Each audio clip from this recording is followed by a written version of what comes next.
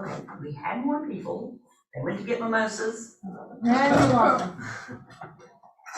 You are so welcome. Let's go eat some of the food. I just ate. Oh, okay. I'm good, thank you. Okay. I will probably be sneaking out about 12:15 to head out to my. Mm-hmm. Hey Stacy, do you know an agent here named, I forgot what John told me. She's from Mexico. Rocio? Yeah, Rocio Fausto. yeah. He told me that you can give me her contact information. Yeah. I'll be happy to share that. Okay, yeah. She is a love. I love Rocio. She is.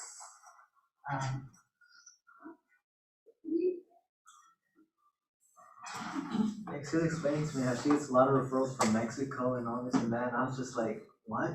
Exactly. Here you go. Yeah. And she is just love. Stellar person. That's going.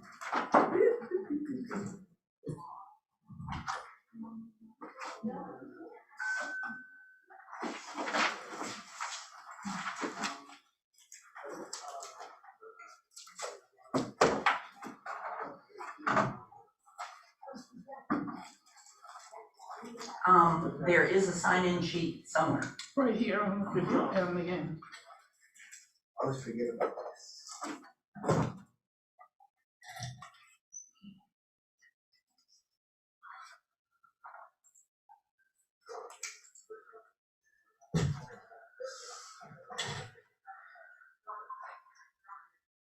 Hi.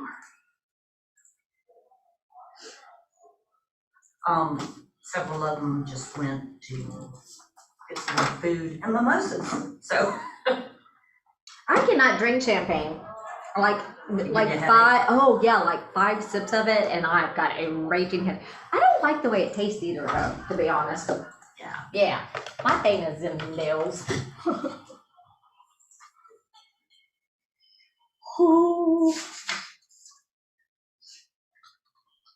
Miss Terry, I gotta pick up and bail at 12:15, so I just don't wanna be Okay. disruptive too. If you Okay. see me leaving, don't go, is everything okay? Okay, that's no problem. Thanks for letting me know. I appreciate You're welcome, that. because I know you seem like the type to be like, are you okay? I would. Where'd she go? I would say, yeah, I would. That's exactly what I would do. What's up? What's going on? Preemptive.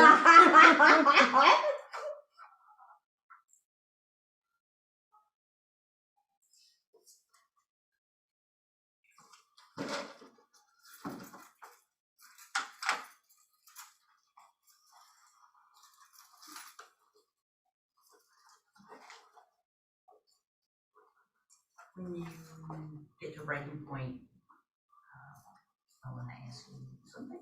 We have a couple of people missing, right? Will They go get breakfast and stuff? Jason and Jaima went back to the food. Okay. I know Veronica is here.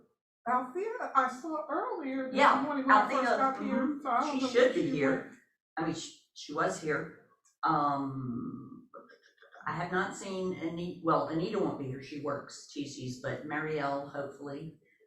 Alan tends to be one of the last. Okay. Nope. I'm gonna go see if I can gather people up and say, come on, it's time. It's cold in there. In here?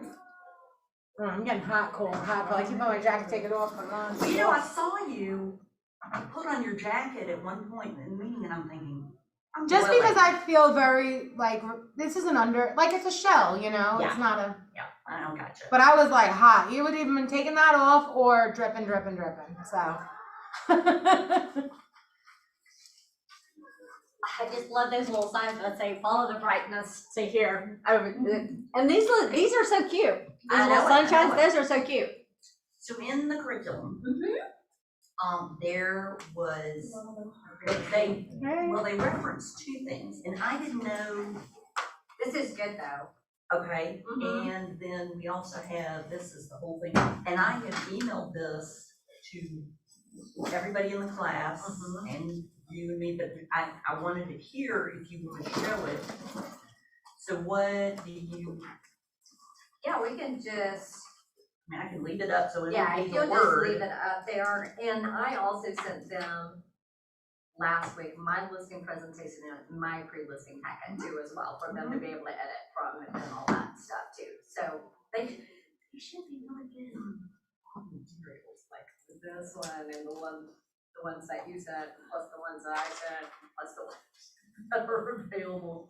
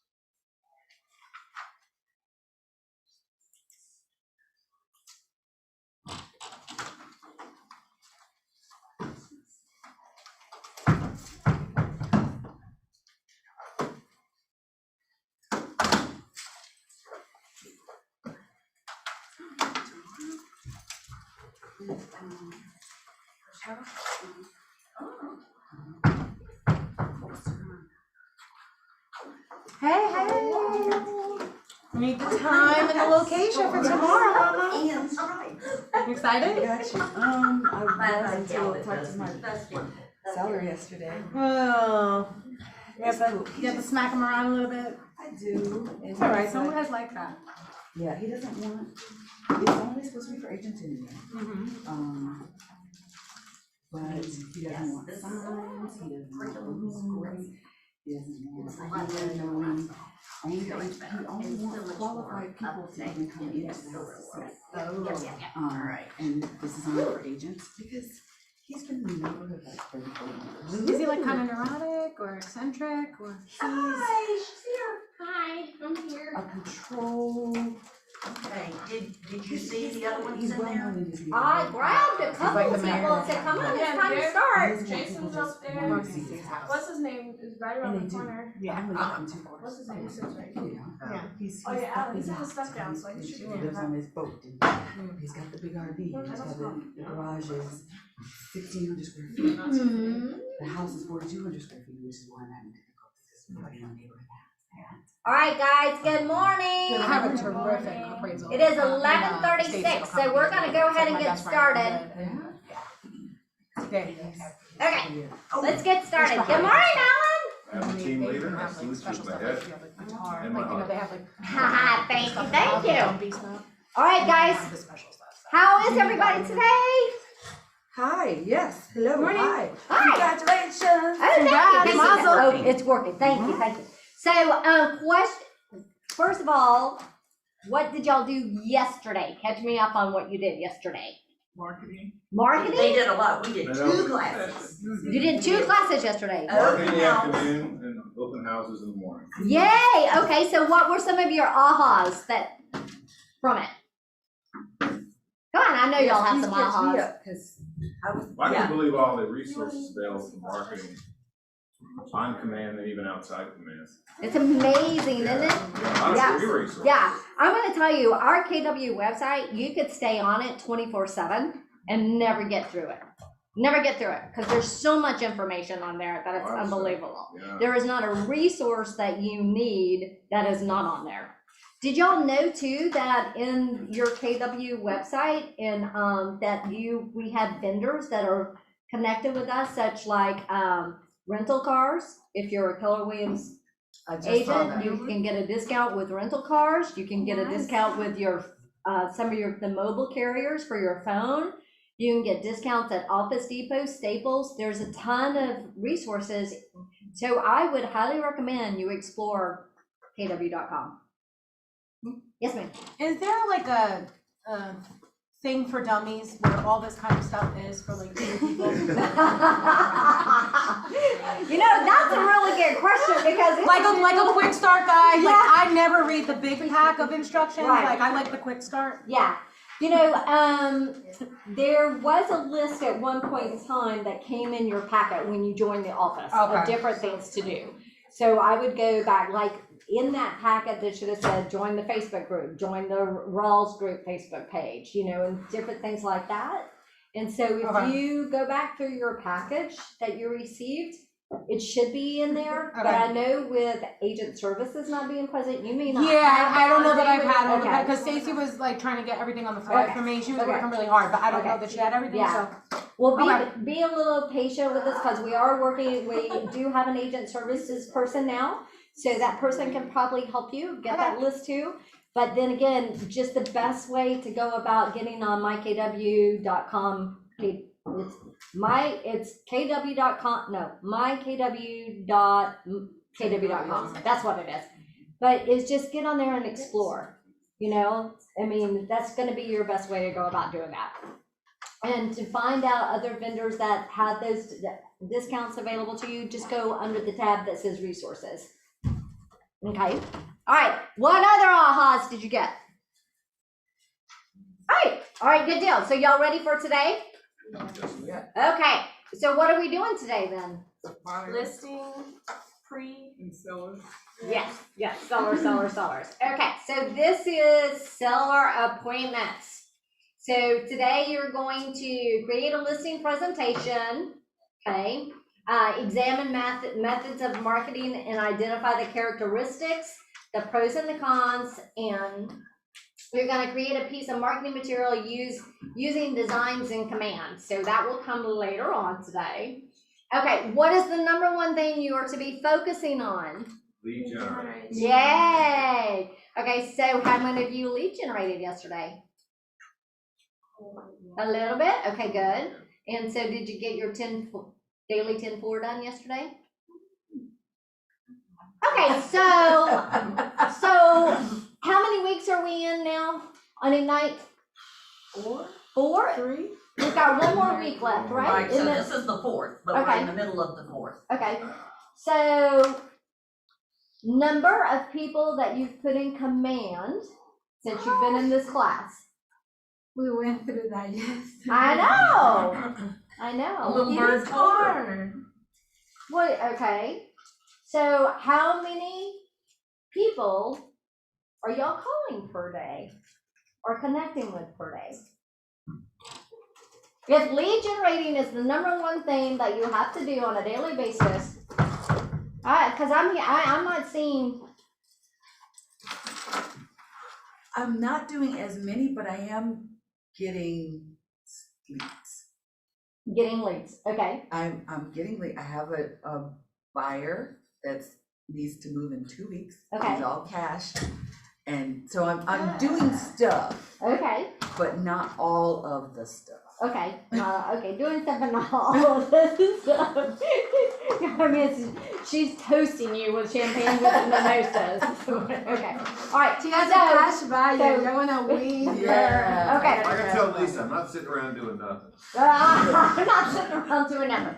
Okay, that's a good point, and thanks for bringing that up. Okay, what is an entrepreneur?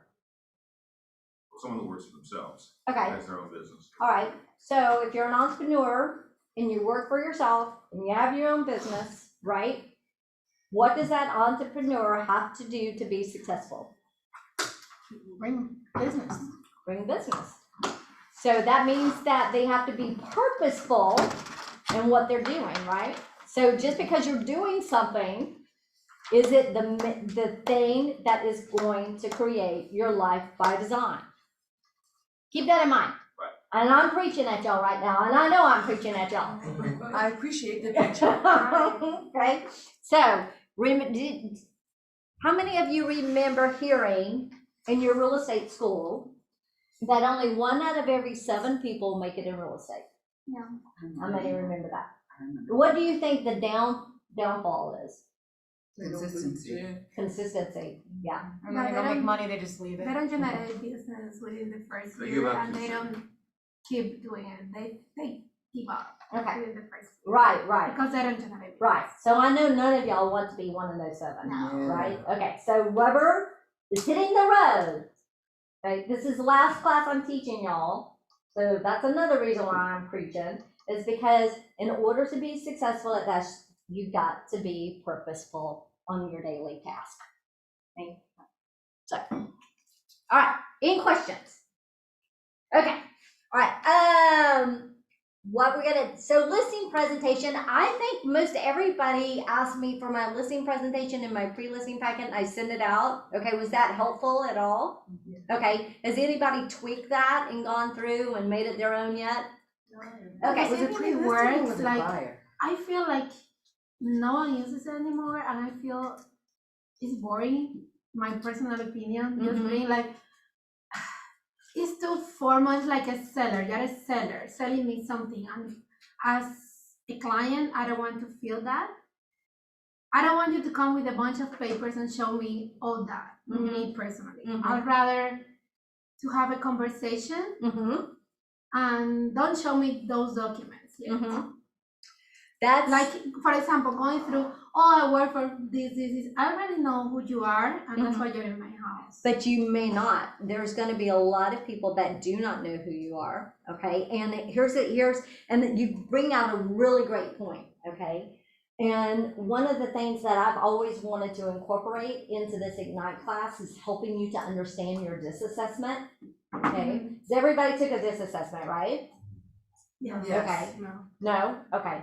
So if you haven't taken this assessment, I'll send it to you and get it, but you'll need to get with me for me to go over it with you. And yes, I got your email.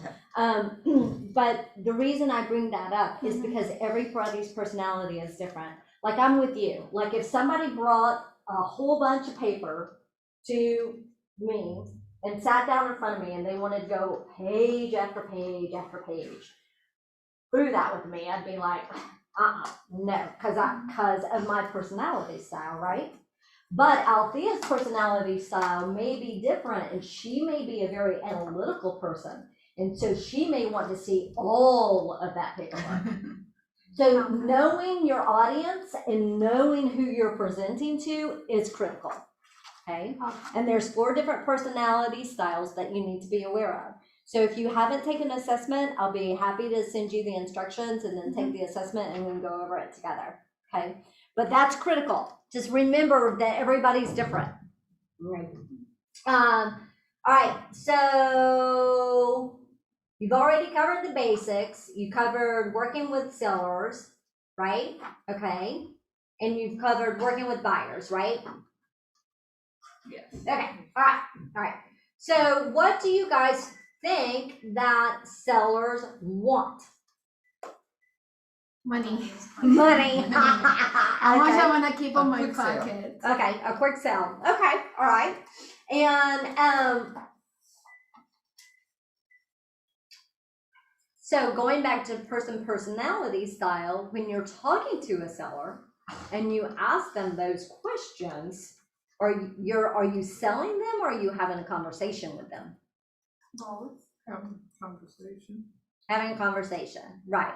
Because like you said, you don't want anyone to sell to you. Most people don't want anyone to sell to them. Right. They really want to have a conversation. But the person that has the most impactful conversation with that person is going to be the winner. Would you agree? Yes. Okay, all right. So before the appointment, the best listening appointments are continuations of an ongoing conversation. So we're going to talk about how to prepare yourself and your future seller to get the most out of your listing appointment. The listing presentation, we're going to cover a good listing presentation should achieve and the listing appointment. We'll talk about what you should do in your listing appointment, how to establish yourself as a local market expert, and gather the information you need. So after today, you should be able to understand how to do a seller presentation. All right. So how do you think that most people find their agent? Referral. Referral, okay. Anything else? Zillow. Okay, anything else? Marketing. Signs in social the yard, media. in the neighbors' yards, Yeah. if they've seen someone else sell a house in their neighborhood. Very good. That's probably about the best, one of the best ways, right? Anything else? So we've got referral, Zillow, sign in the yard, Like, direct marketing, direct marketing, okay. social media. Social media, okay, all right. So, do y'all know what NAR is? NAR? National Association of Realtors. Thank you. Yes, National. I asked that question because a lot of people don't. So, okay. So, according to NAR, 39% referred their selling agent to a friend or family member. That's 39%. Okay. And then used agent previously, that's 27%, right?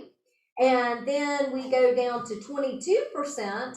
That is other. So that would fall into your social media, maybe your marketing, maybe even the Z word, right? Personal contact by an agent is 5%. So, and then 4% is internet or website. And then 3% is visited an open house and met an agent.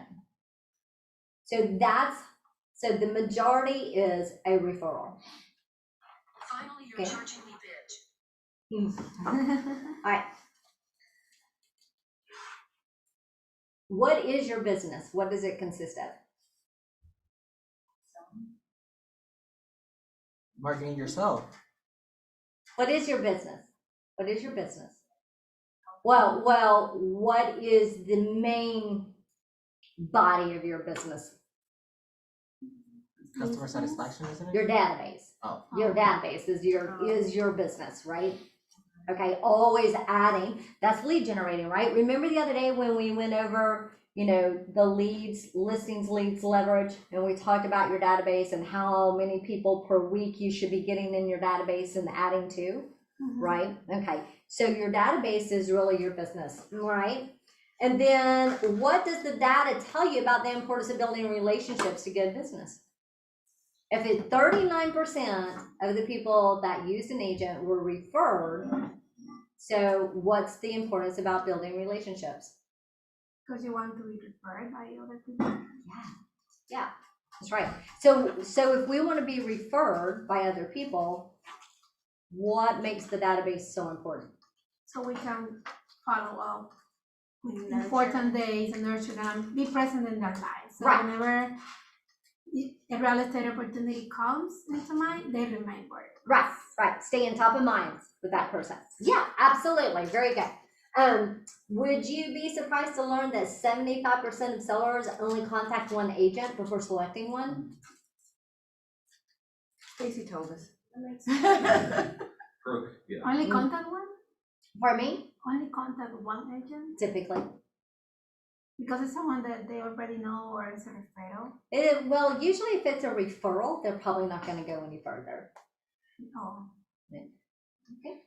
And that only 15% talk to two agents before selecting one. So what are your odds? Right? They're pretty up there. Once you get in front of your seller, the winning the listing is pretty well up there, isn't it? Mm-hmm. And there are scripts that actually that are part of this.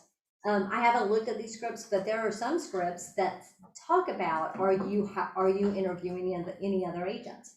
And if the seller says yes, I am, then it talks about when should you get the appointment. Should you be the first person, the first agent, or should you be the last agent, or should you be the one in the middle?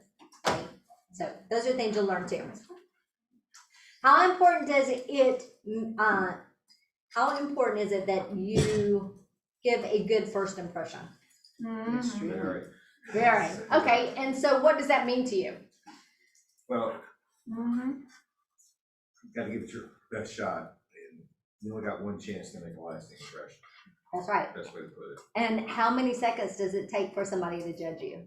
Usually the first 60 seconds. Pardon me? Like immediately. Immediately now. Yeah, first 60 seconds. It used to be 60 seconds, then it went down to 30, and now it's like immediately. In today's environment, we're judged so quickly. Yeah. Right, because of just the attention span of people nowadays. You're right. I mean, our attention span has gone from me to this. I Okay, watch people all right. really look me up and down, just like that. Okay, so besides being professional, friendly, and likable, what other things do you think a seller might be looking for? Knowledgeable. Knowledgeable, okay. Trustworthy. Trustworthy, okay. Confident. Okay. Say confident. Okay, Confident, yes. all right. How about being on time to your appointment? Yes. Okay, so if I have an appointment with you at 12, what time should you be at my door? 11:50. Yes, exactly. That's exactly why right. the Latinos, I don't know why Latinos and Middle Eastern were no, I'm serious. When I do parties for my people and I want them to be at 5, I always say the party's at 1. I always say 1, so intentionally I know that we'll be there at 5. That's fun. Okay, what about being very specific with your seller and helping them attain what they want? Right? Is that what they're looking for?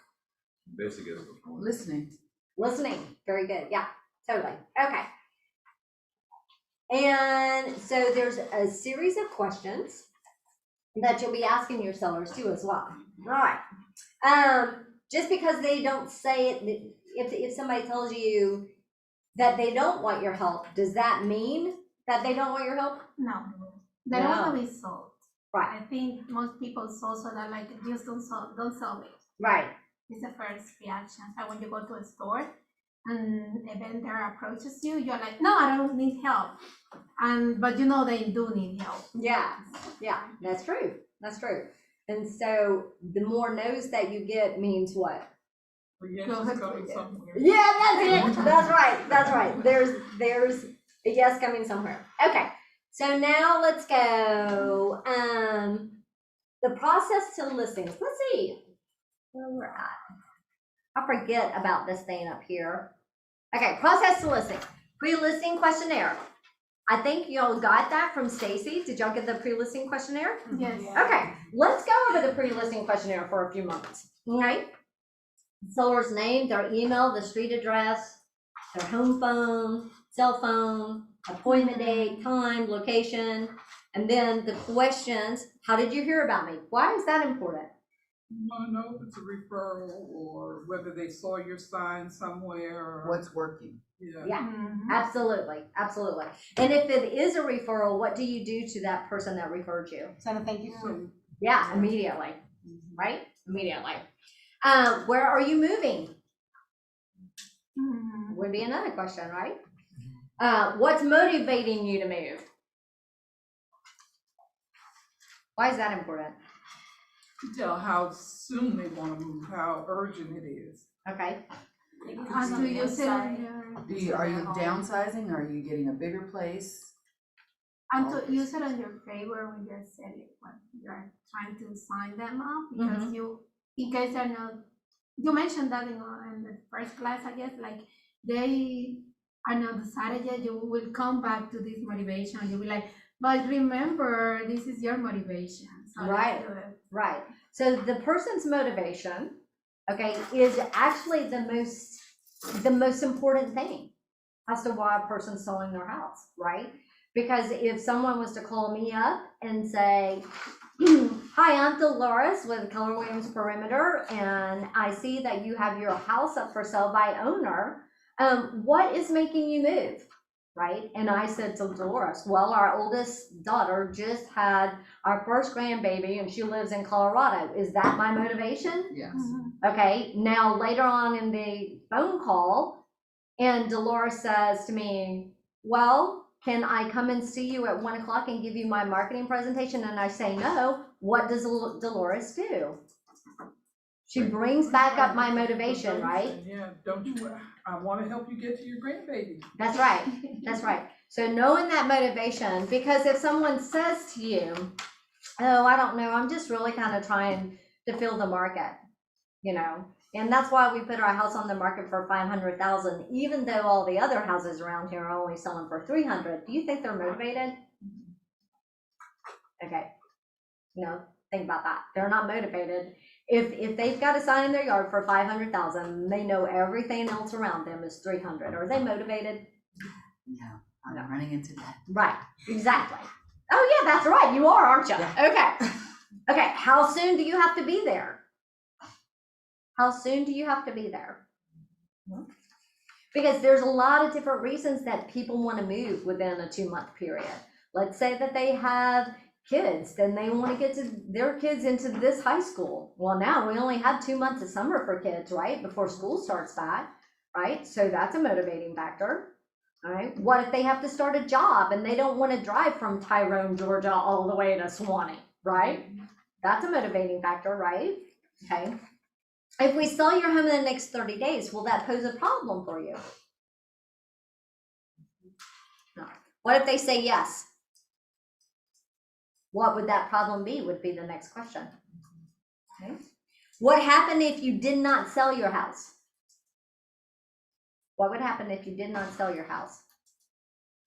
That could let you know whether they'd be willing to rent it because they're going to go anyway, or whether they'll just say, well, you know, we'll just try again next year, or whatever the case may be.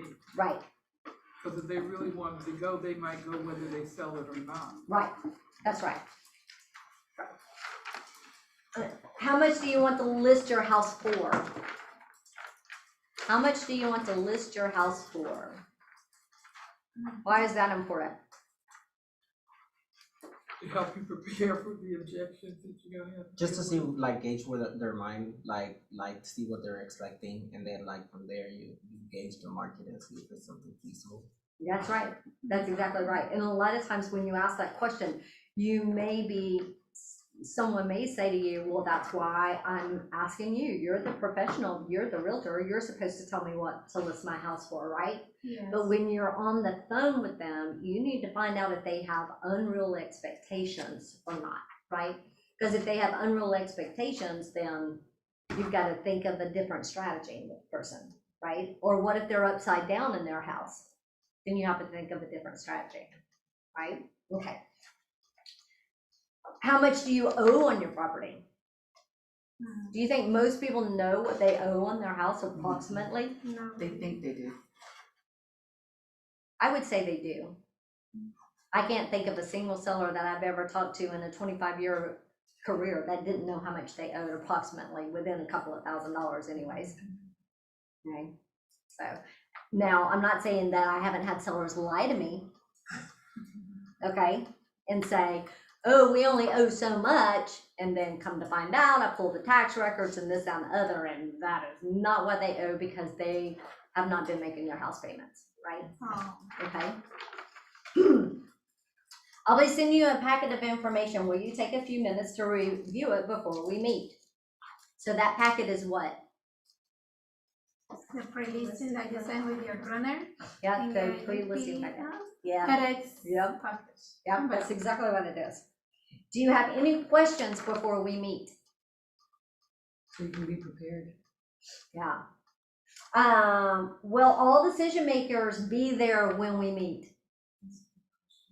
Okay, what is so important about that question? Signatures on the listing agreement? Exactly, okay. And to make sure that they're on the same page. Exactly, okay. So if someone says to you, no, my wife is not gonna be here, but I make all the decisions. If the wife is on the deed, then her name has to be on the listing paperwork, okay?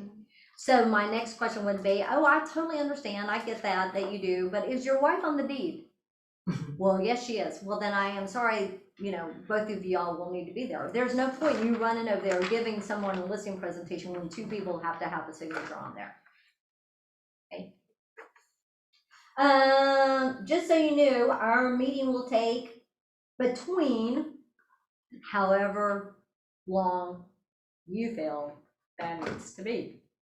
I promise you, if you do the pre-listing packet, your listing presentations will not take nearly as long because you've answered in that pre-listing packet, you've answered just about every single question they could ask you when you get there, except for price and days on market and how you're gonna market the property, okay?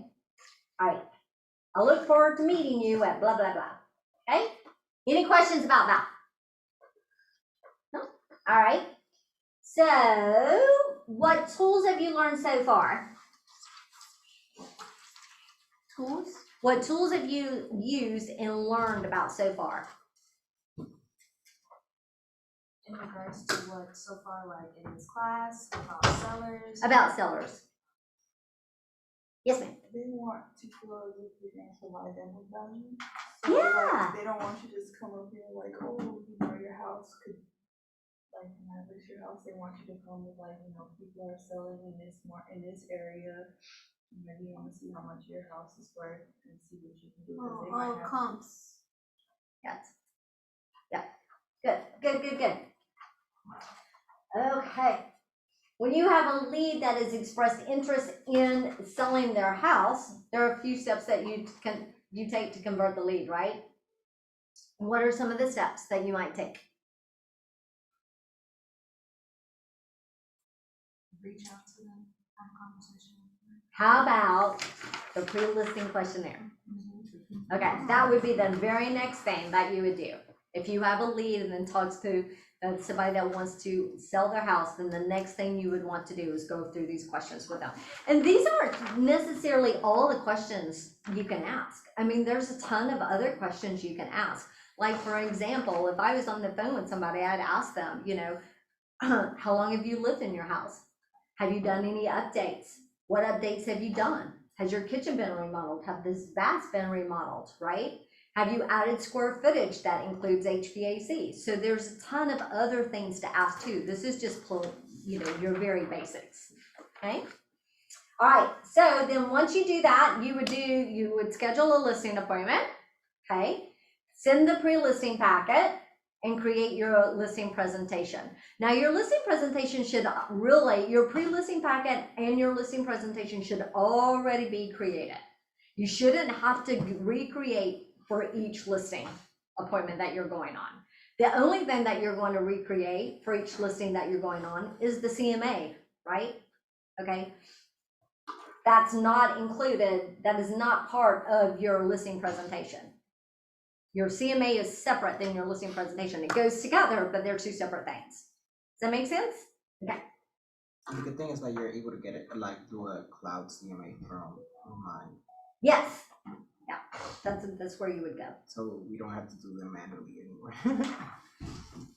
A lot of times you will though. Mm. A lot of times Remind doesn't give you the correct price. And do not ever go by the price that is given in the tax records, that their average range value. The majority of the time those are wrong, okay?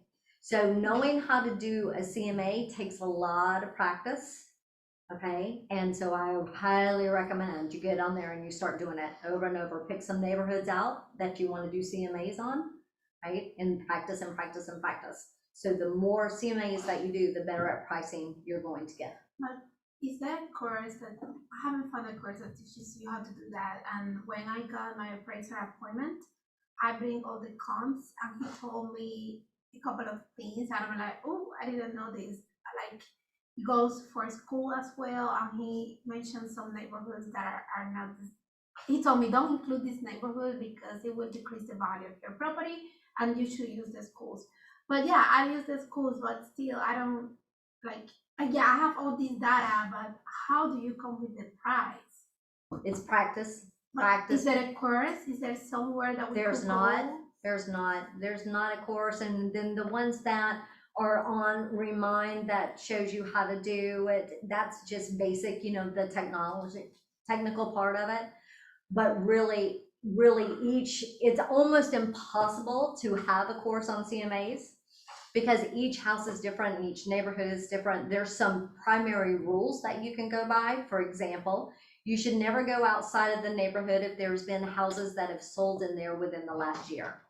So, okay, so typically appraisers are only going to look in the neighborhood and they're only going to go by 6 months. If nothing in that neighborhood is sold within the last 6 months, then you can go up to a year, okay? If nothing in that neighborhood is sold within the last year, then you can go 1 mile radius outside of that neighborhood. And what you're looking for when you're pricing is you're looking for the number of bedrooms and the number of square feet, or the amount of square footage, I should say, and the age of the house, right? Okay, so those are your typical guidelines, right? Let's say, because in the course in computers, they teach us how to do the math. That part is easy, but actually in reality it's not, because you don't have the actual numbers. So how do I know what is the value of a porch? What is the value of? You're not gonna get into that. That's for an appraiser to do. There's no reason in the world for you to do that. Even if you're doing a CMA? Yeah, no reason in the world to do that. You're gonna take the data that is in FMLS, okay, and you're going to find the houses that have sold in that neighborhood, and you're going to compare the square footage, the number of bedrooms, the number of bathrooms, and that's how you're going to price it. It's really that simple. So it's not like she said, when we learned in class, taking $3,000 off of this and putting, okay. No, the only caveat to that is if it has a basement. So for example, if my house is a 2-story on a slab, okay, and I want to sell it, and the house down the street is my exact same floor plan, right? But it's on a basement, then you're going to deduct for that basement. So let's just say that the house down the street on the basement sold at $350, then I would say I would list my house for $325. Okay, because of the difference of the basement. So let me ask you this, because this is what I'm challenged with. The house burned down. He completely rebuilt it. It doesn't have a basement. It's 2-story, but it really is a basement. Like he just took the basement and put rooms down there, but he doesn't call it a basement. That's a 2-story. basement. No. If it goes below the ground, it doesn't go below. So the front door goes into the basement. Then that's not a basement. It's a 2-story. Okay. Yeah. It just looks like a basement. Well, there's lots of basements. There's lots of houses that look like basements that don't have a basement. That's for sure. So, okay. So it's just, again, practice, with your CMAs. And when you're in doubt, reach out to somebody within the office that has experience. I mean, you can reach out to me. There's plenty of times I have agents send me something and they go, I'm not really sure about the price. Can you look at this for me? And I'll look at it and say, this is, you're on the mark, or no, I think you're overpriced, or all that. And the worst thing that you can do is overprice. That's the worst thing you can do, is overprice. Okay. So walk through the listing appointment. Okay. When you get to the house, you're going to walk through the house. What are some things that come into mind for you guys when you're walking through a house? What should you be doing? Taking notes. Assessing the house. Okay, assessing the house. Okay, and what does that mean, assessing the house? Check if they have any animals. Check if there's any structural damage. Check if there's. Okay, all right. Educated guess. That's a good try, very good try. So what you're gonna do is there is actually a form, I can't remember the name of the form, but it's your intake sheet when you're going to put in a listing in, okay? So you'll have an intake sheet, and for me, what I would do is I had my intake sheet stapled into a manila folder. I had another form inside my manila folder that asked for everybody's phone numbers, their work phone number, and in case they were out of town, an emergency contact, okay? And then I also had another form stapled into my manila folder that gave me a list of all their utilities, right? Their garbage, their cable, their internet, and you wouldn't believe how many people actually ask. You can have anybody for internet now, but people want to know, who are you using for your internet provider, right?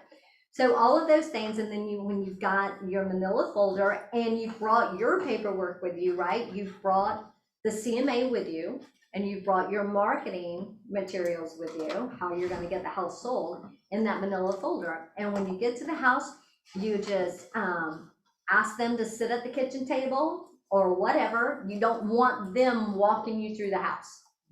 They're gonna want to walk you through the house, okay? Why do you think it may not be a good idea for them to walk you through the house? Because they might have made you from like the thing that they don't want you to see, like something that is completely obvious. Right. You know, they'll probably not pay attention to it or just walk right by it. That's true. And the opposite too. They may not, the nostalgia of being in the house, you know, That's, it's not their house anymore, it's their home when they're walking through it. yeah, that's a possibility. But, yes, ma'am? No, I was gonna say, when they do that, it can be distracting, because they're probably gonna be talking to you when you really need to be looking at and focusing on what's in the house, or the kitchen and the appliances and the flooring. You really need to be looking. That's true. And they're gonna have conversation going, and you don't need to be distracted with their conversation. That's exactly right. That's exactly right. Yes, ma'am. So I have to leave, but I have a quick question Yes, about practical things. You're walking through and you have your checklist, and that's, sort of your due diligence for the property. How do you approach a seller when they have like major turnoffs? Like, it smells like there's so many cats in here that my eyes are burning. Like, you know what I mean? Like, what about deal breakers? Like, Yeah, there you are have deal. to, It you doesn't have to matter how have a big the fierce house is. conversation. So after you go through the house, Okay. okay, You said you're there's walking things through that the work. house and you've got your input checklist and everything. And have that input checklist with you, because that input checklist, when you have to put a listing in FMLS and Georgia MLS, that thing is very detailed. And trust me, you think you're going to remember, you're not. When you get back to the office to input the listing, you're gonna say, was that gas appliances or was that electric appliances? Okay, did they have 2 HVAC systems or only 1? Was that master bathroom, was it jetted tub or not? So take that input sheet with you so you can check those things off, right? Okay, and then when you sit down with that person to go over your marketing materials and your CMA, then you've gotta have a fierce conversation with them. Okay. You've got to tell them to quit smoking pot in the house. You've got to tell them, I'm serious. I mean, I've had to do that a million times. Okay. You've got to tell them that the house smells like cat urine, and more than likely you're going to have to hire somebody to come in and get that smell out, which we have a vendor that does that. Okay. Okay. Dogs, the same thing. So there's plenty of times when you have to have a fierce conversation. Okay. Okay. There are some agents that prefer not to have that fierce conversation with them because they feel like if they had that fierce conversation with the seller, that the seller might be turned off by them. Yeah. Okay. So sometimes they will get a stager. Okay. They'll hire a stager to come in and have that middle conversation with that person. What are they like? Oh, we need to work on some things, Right, and let's right. just see if we can, Yeah. If you come from a place of fixing their problem, do you think that's a little bit easier? Are they a little more receptive? Pardon me? If you come from a place of wanting to help them correct those issues, do you find that sellers tend to be a little bit more receptive to the criticism? Well, it's most of the time, yes, because 99% of sellers know, right? Mhm. They know what's wrong with their house. They know, right? Okay. So they're really looking to you for guidance, okay? And a lot of times, if you don't speak up and you don't, then you're not gonna win the listing because they're looking for you for that guidance, right? Okay. And there's gonna be times when you don't want the listing. I mean, it's just truth. There's gonna be times when you don't. Okay. There was a house that I walked into, it was myself and my buyer's agent, and they had renovated the outside and the outside looked beautiful. And you walk in and it's avocado green. The entire house, including the ceiling, and the children's bedroom, their teenage son's bedroom, was pitch black, chalkboard black, the entire room, okay? Then you go downstairs into the basement, and it is wall to wall from floor to ceiling, tanks of gerbils and hamsters and rabbits. You want to talk about a smell, okay? Oh my God. Then they had 3 boys that played baseball, and their hardwood floors were scarred and marred by the cleats, and their boys were about to leave to go to baseball practice, and they're walking all over the floors, right?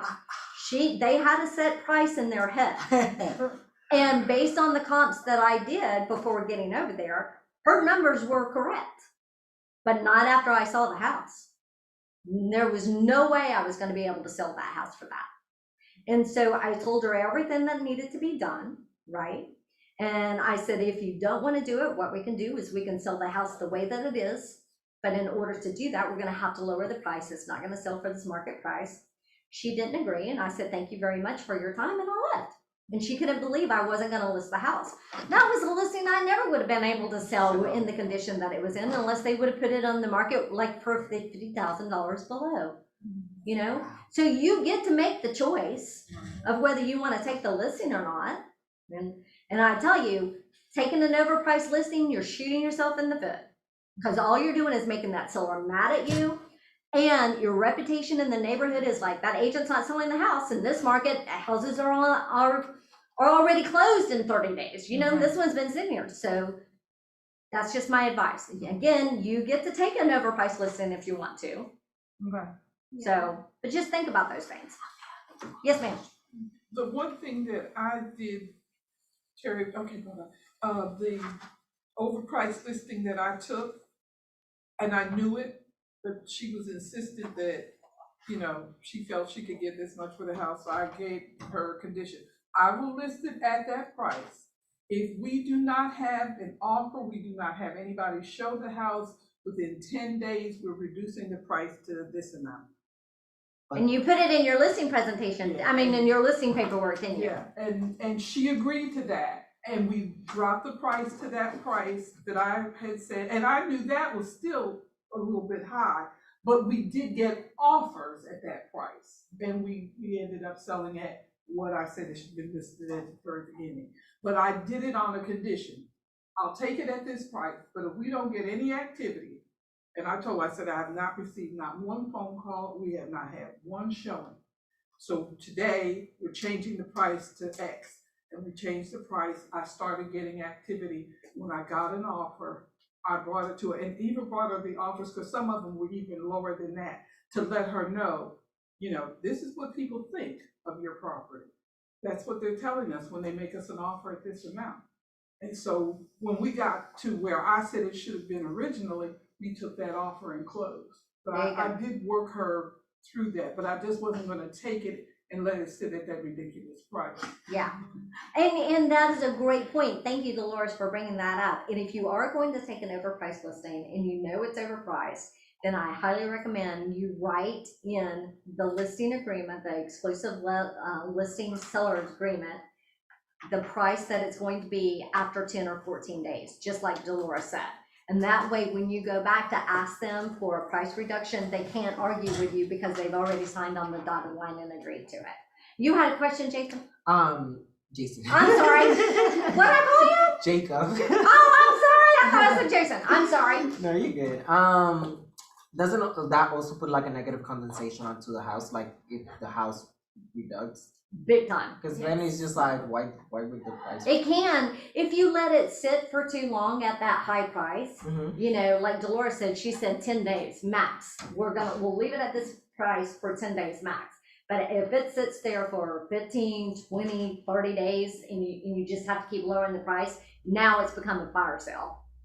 Yeah, so very good point. Thanks for bringing that up. Any questions about that so far? In this market, I think 10 days is too much because I got offers literally as soon as I put my house on sale. So I think within 3 days, That's you what I should be said getting. to my buyer, my seller too, and he said no. I said that to him in the listing presentation. He goes, nope, because if it's not 425, it's nothing, I don't need to sell it. He's really not motivated. He'll take the gain. He just wants to if get he money. can get it. If he can't get it, he's gonna stay there, because the other side of that is he couldn't go and get anywhere near what he has for the price he would want to pay. Right. Well, he's living on his yacht, so he doesn't care. So remember all of this that we're talking about, like walking through the house, being on time, And all of that sets your value proposition, right? It shows the seller your value, right? And that unique value proposition is what sets you apart from other agents. So the form that we should put into the house to walk through is the FMLS form that we have to fill out, so we don't have to create ones. No, it's already in FMLS. It's it's not in your matrix, but it's on the FMLS homepage. But it's an input sheet, and there might be some already in the mailroom that are already printed out. Or intake, because you said intake and input. It's either input or intake, but It's input. It's It's input. input, Yeah. okay, all right. All right, so before the listing appointment, you're gonna do far more listening than talking, okay? You can't meet a seller's needs unless you know them, right? And you can't know them if you don't listen, right? Okay. Show that you're attentive and interested in their needs by giving them plenty of space to tell you their story. And then what about identifying a seller as an A, B, or C? Yes. Okay, all right, so you'll know what that means. A seller who is able, ready, and willing to do business in 61 days or more is considered what? B. A. 61 days. Yeah, okay. Okay. But, and then a seller is, that, they could be AB, actually, if they're willing to do 60? business in Yeah. 60, like in 61 days or less, I'd say AB, you know? But if they're actually willing to get their house on the market tomorrow, they're an A, right? Okay. Sellers have been thinking about their selling house for a bit, but they have expectations about the pricing and timeline that you want to meet. Their expectations may be reasonable or they may not be, right? Okay, so the first step is discovering what? Discovering what? The first step is discovering what? Motivation. What's their motivation? Okay, so because their motivation can bring anything, I mean, can bring them down in price like that, right?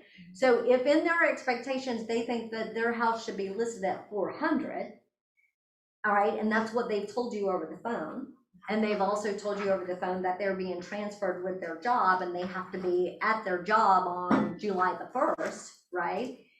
And you get over there and you show them that their $400,000 expectation is only 350, then you bring that motivation back around to help them see that if you've got to be there July 1st, there's no way. We're going to sit here on the market and we're going to have to continue to decrease. And the more we decrease, the lower that you're actually going to net because it becomes a fire sale. Does that make sense? Yes. Okay. All right. So once you've pre-qualified the seller and you've scheduled the listing appointment, you're going to bring your marketing, your listing presentation with you, right? How many people would do their listing presentation on their laptop or an iPad or something? That's what I wanted to ask you. Is that how you did yours? No, but I haven't been in production in a while. Things have changed quite a bit. So I would, even for me today, I probably still would do it on paper. I'm just kind of a paper girl, you know, but it's totally up to you. And again, it's about the audience. I will say, if you're meeting with someone that is much older than you, let's say, you know, they're not gonna want to see a screen. They're not gonna wanna do that. They're not gonna wanna receive email, right? They may even have trouble signing things online, okay? So again, know your audience, okay? All right. Terry, can I just say something? Yes, ma'am. And that's especially for the younger people in the group who are computer literate and what have you, and to you, it's no thing. For an older person, it's challenging. And all of the listings and people that I have worked with recently are all older. None of them wanted to do DocuSign. I literally had to take them papers to sign every time for whatever we were doing. My mother doesn't even have internet. Right? So just think of your audience. And there's a lot of people that are in their 40s on up that are looking to sell right now. Okay, there's probably not a lot of millennials that are looking to sell, they're looking to buy. Okay, and what's your leverage? Is it buyer leverage or is it a listing leverage? Listing, right? Okay. So paper All right. is better. Pardon me? So paper is Yeah. It know your audience. It can be, know your audience. And the more you ask questions over the phone, the more kind of questions you can even ask. Are you technically savvy? Would signing documents online be okay with you? There are still people, my mother for one, that believes that banking online is the worst thing in the world to do. Okay, there's still people out there like that, right? My mother refuses to pay her bills online. She still sends a check. Okay, so there's still people out there like that. Okay, okay, state your value. So what is your value? What is your value? What is your unique value proposition? Have y'all done that yet in Ignite? Have you? Okay. Yeah. So y'all have written out your unique value proposition played and all with it. that? Kind of. Kind of? Okay. Seems That like is it's that is critical to know what your unique value proposition is. Maybe, I don't know who suggested, because we are new, for the new ones, to use that we are part of roles group. Yeah, we talked about that. Yeah. You can use the stats, because, you can use these things like this right here. You can pull down information from my KW to put in there and things like that. Yeah. Good. And So you because get your- maybe, would it be smart to say that, yes, I'm new, because maybe they will ask us, how long have you been doing real estate? We could say, this amount of time. However, I don't work by myself. I work in a team where I'm all the time supervised by people with experience. And because I'm new, I have more time to focus on you. I don't have that many clients, so all my time will be devoted for you, so you will get the best. Yeah, absolutely. You can turn it around. And if somebody asks you something like that, you could actually say, what is important to you about that? Okay, so what is important to you about that? If you know what is the reason that they're asking the question, it's a lot easier to answer. Yeah. Okay, so what is important to you about that? And you could say, yes, I'm new. I've only been licensed for 6 months, but here's the reason that benefits you. You're my only client. I'm going to get to pay attention to you all the time. Okay, and I can promise you that there will be no other agent that is going to pay as much attention to getting your household as what I'm going to. I literally yesterday said, because I'm hungrier than most. There you go. I'm There you go. fresh. I'm excited about this, and $300. That's exactly what we were talking about. He was saying they didn't even answer their phone, and just answering their phone would have given them $300. I said, give me $300. Right. Yeah, exactly. That's exactly right. Okay, so the pre-listing packet, the reason that's so important, again, is because it builds the seller's confidence in you. Because 99% of agents are not going to send over a pre-listing packet, right? So if I'm interviewing 2 agents and one gives me a pre-listing packet that goes over all kinds of information that I knew nothing about, right? And then the other agent doesn't, who's won the listing? Seriously. And it elevates you. Can you also tailor the packet to not be 47 pages? Yeah, and you can tailor it to whatever you want it to be. Yeah, those are all just examples. Yeah, it doesn't have to be 47 pages. It doesn't have to be this long. It doesn't have to do that. You tailor it to make it your presentation. Yeah, absolutely. Okay, what are some of the biggest questions do you think a seller is going to ask when you're in front of them? How soon can you sell my house? Okay, what else might they ask? My cost, so how much do I have to pay, like the closing costs or Okay. selling expenses? Okay. What else might they ask? How much is your commission? There you go. Yeah, how much is your commission? Okay. It's not about money. Right. All right, so the objections that you might receive, right, is pricing or timeline, closing costs, and commissions, right? So learning how to overcome those objections will be key. And the more objections that you hear, the more you're going to realize that everybody has the same objections. So you'll be able to answer them quickly. Does that make sense?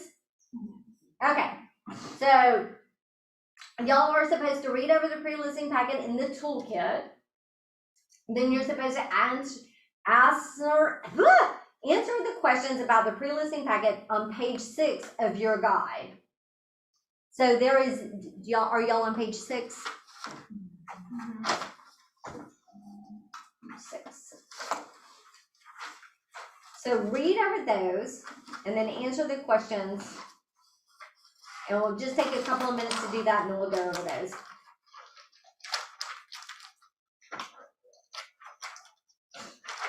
The pre-listing goals. It's on Get page ready 6. To sell Oh, it's on the condition, packet, my bad. is that one? Which one? What was sent Page to us 6 or is what? pre-listing goals. Let's see. Just says I don't have y'all's guide, so I don't know what your guide looks like.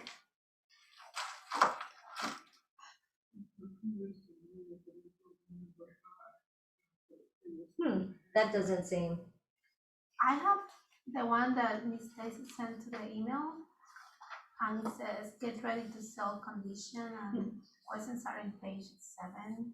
Actually, page 6 is what you have is on the goals. That's exactly what they want you to answer. There's 3 questions on that page 6 right there that they want you to answer about your goals.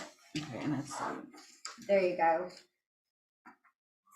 Yeah, so do page 6 and page 7. Go ahead and answer those questions. We'll take about 5 minutes to do that.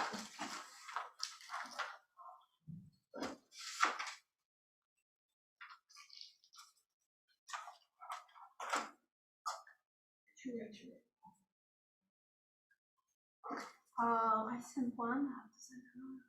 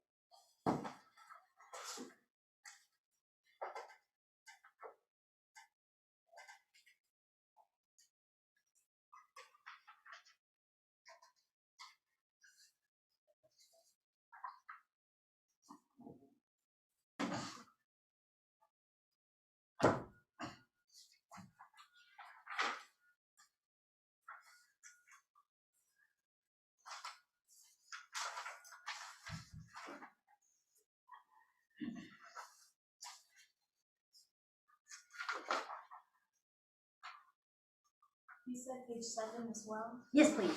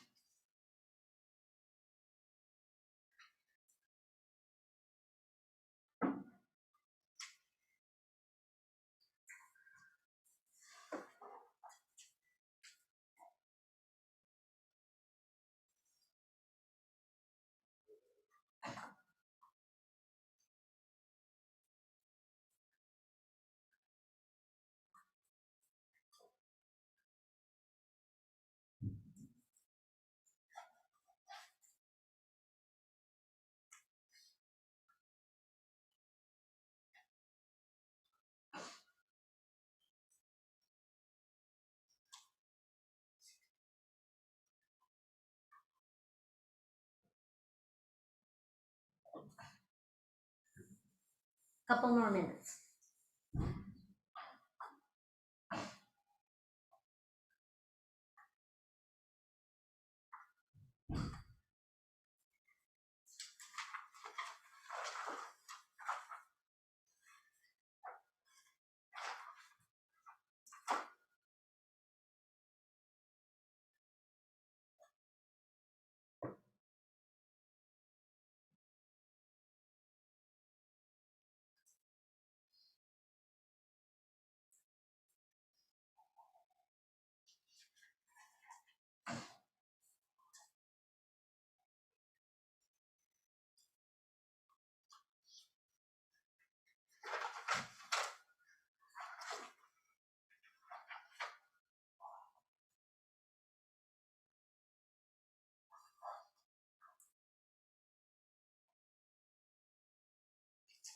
So about finished? We have 2 more minutes. Okay.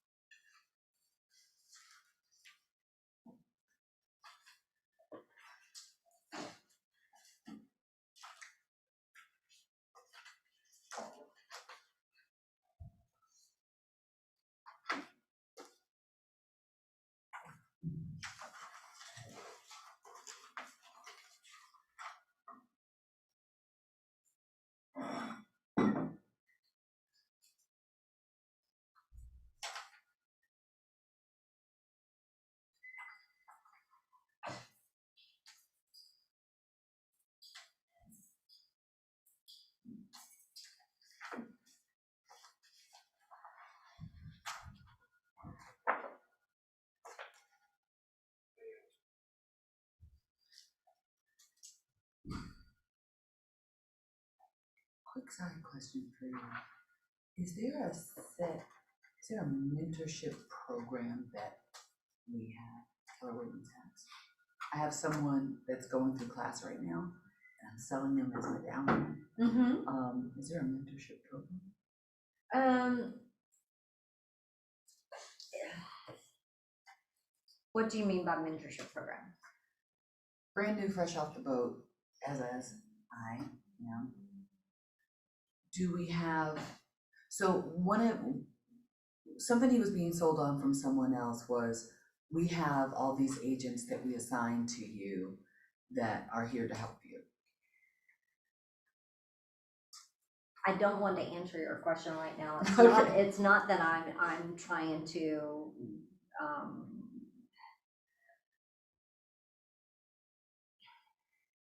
We can talk. yeah, that is a whole ball of wax that is not necessarily a good ball of wax. Okay, so, but a launch coach is who that person needs to be with, not a mentor. A launch. A launch coach, right. So a launch coach is what my role was in this market center for 3 years. Now that I'm team leader, I will no longer be doing the launch coach, but we are interviewing for new launch coaches. Okay. And so that is part of the standard of excellence that we will be implementing, Clark and I, into the market center. If you're a brand new agent and you have never done anything, then the standards of excellence in this office it will be mandatory that you be with the launch coach for at least your first 5 transactions.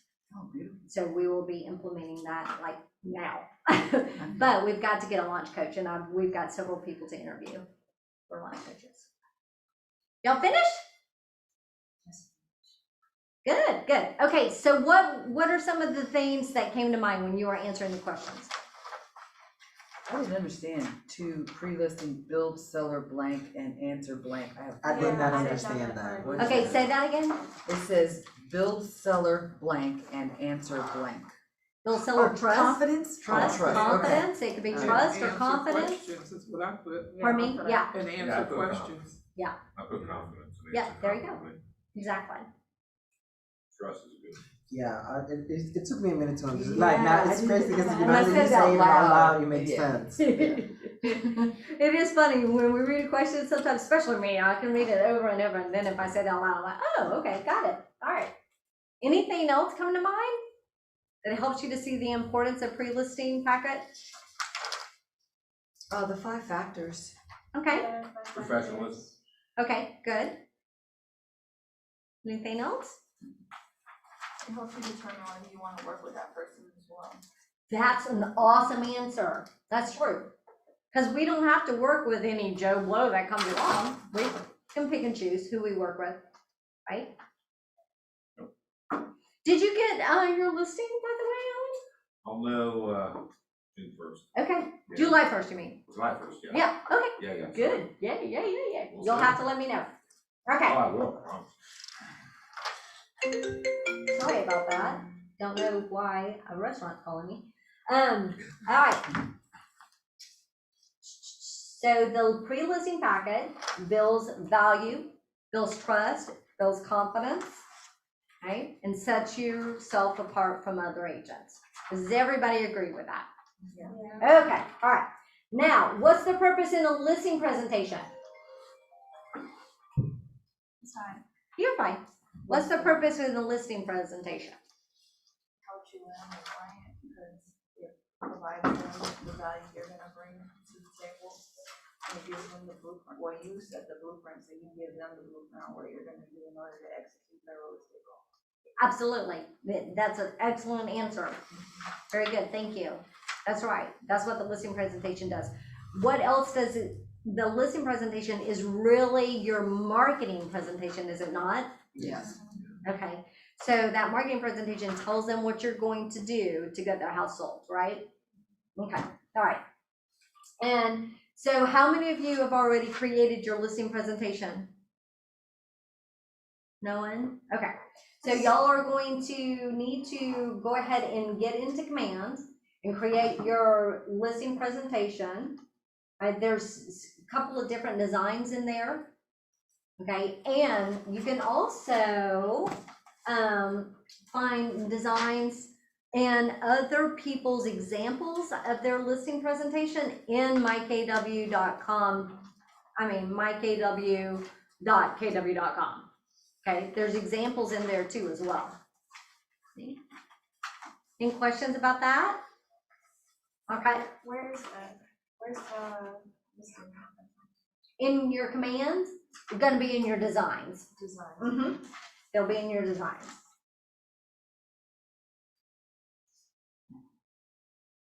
Okay, so.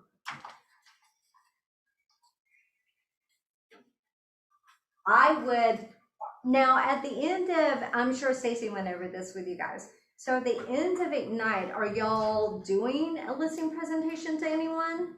Are you giving a listing presentation to each other or anything like that? You don't know? We will. Okay, yeah, does everybody have an accountability partner that they could do that with? Yes.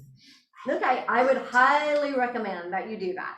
Get in, have your accountability partner, and then y'all go over your listing presentation together, okay? All right, so in the listing presentation, you know you're gonna get to the house and you're gonna get to the house early, right? Then you're gonna have your folder, right? And you're going to ask them to sit quietly. And I wanted to say one other reason why it's so good to walk the house without them being present is because most of us don't have a poker face. Would you agree? Yeah. Okay, all right. And then most of us don't ever really want to insult somebody, right? So let's say you get to the master bath and the tile is black, right? Okay. What kind of face do you think you're gonna give in front of that seller, right? Okay, so you wanna be able to, and then the other thing is too, they're gonna ask you, what do you think about this? Okay, so when they ask you what they think, be honest. If it is ugly as pie, say it's ugly as pie. I mean, don't have to say it that way, but don't lie about it. You know why you shouldn't lie about it? Because when you start getting feedback from other agents that the tile in the bathroom is gosh awful, and then you keep telling your seller that the other agents are saying, the tile is gosh awful, they don't like it, they're gonna say, but you said you loved it, right? So everything you say to somebody will come back to you, especially if their needs are not being satisfied. Well, wouldn't that also play into like taste? Because like we all may not have the same taste. Exactly. That's exactly right. But you've got to stay as neutral as possible. Mm-hmm. You know, you can't be one way or the other, you know, and so it's really hard sometimes when you're in front of somebody not to, you know what I mean? Right.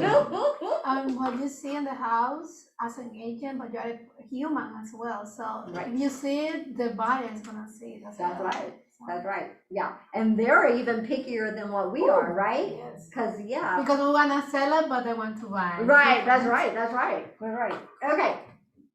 All right, so when you're asking, when you got your listing presentation, what does that look like to you? I mean, you know, like if I'm your seller, how would you present your listing presentation to me? What would you do? A conversation. Okay, for you, it's a conversation. Okay. Like, I would have it as a guide, Okay. and I will first to analyze the person to see if I should go strictly through the papers or I should have a conversation. For me, it's easier to have a conversation or present it and talk. Not what I mean is, I see some people that they just read. I'm like, I'm here, just look at me, have a conversation with me face to face. Mm-hmm. I will present it, but I will talk to them, but it's still here. Mm-hmm. Okay. So Okay. that would be easier. Okay. I don't know. What about your CMA? Would you go over your CMA? I did that. I print out the comps. Well, when I did when I went to visit the house for the first time, I didn't have a leasing presentation, but I print out my CMA. Okay. And I presented it to her. Okay. And I gave her a folder, Mm-hmm. and I give it to her. Like, maybe I should have done that. Well, what I would really recommend is when you're going over the CMA, that is how you're going to sell the house is very important. But the more important piece is your CMA. Yeah. So if you have your CMA and, you know, on your CMA, it says list price, sold price, right? Because you're on your CMA, you're not going to go by what's listed and you're not going to go by what's under contract. You're only going by what's sold. Okay. Everybody understand that? Yes. Okay. So, and it says days on market, right? How much the seller paid in closing costs or anything like that. It tells you the number of bedrooms, the number of baths. So what I always did is I would highlight all those important facts with a highlighter, a yellow highlighter, right? And my CMA, you've got, you know, 3 houses side by side, right? And so each one of those areas are highlighted. Those are the most important things that you really need to be going over so that they can understand how you're getting that price, right? Because their number one objection is going to be, but the house down the street didn't have as nice of wallpaper as we had, right? Okay, but Mr. and Mrs. Seller, that does not matter. That's a matter of taste. Like you said, Jason, that's a matter of taste, right? So it's more of, but this is the same floor plan, the same number of bedrooms, the same square footage. Than how it looks like.